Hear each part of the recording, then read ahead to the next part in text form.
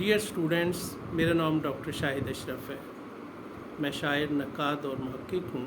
میری 4 کتب شائع ہو چکی ہیں، جن میں ایک تحقیق، ایک فکشن اور 2 شاعری پر مشتمل ہے۔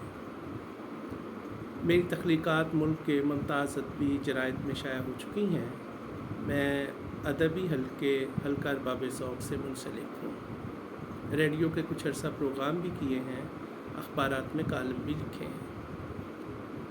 اردو 206 کا کورس بنیادی طور پہ پاکستانی نثر پہ مشتمل ہے۔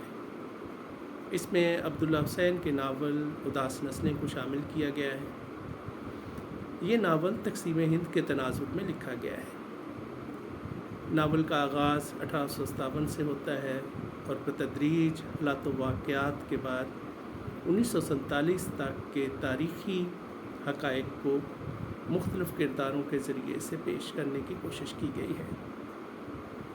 اس کے ساتھ ساتھ ہم احمد دین قاسمی، ممتاز مفتی اور بانو قدسیہ کے افسانے بھی پڑھیں گے۔ یہ اردو کے ممتاز افسانہ نگار ہیں۔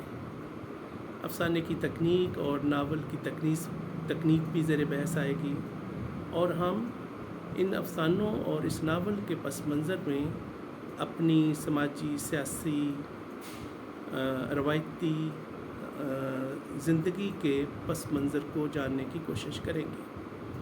خاص طور پر کردار نگاری زیر بحث آئے گی، موضوع ڈسکس ہوگا، اور ہم مصنف کے ذاتی نقطۂ نظر کے ساتھ ساتھ کرداروں کے نفسیاتی تجزیے کو بھی سامنے لائیں گے۔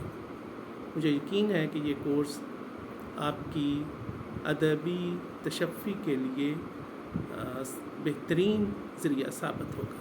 بہت شکریہ۔